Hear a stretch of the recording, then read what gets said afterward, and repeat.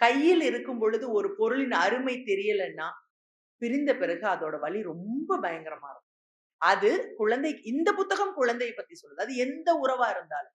நெறைய இடத்துல படிச்சிருப்போம். அம்மாக்கள மதிக்காத பிள்ளைகள பத்தி படிக்கிறோம்.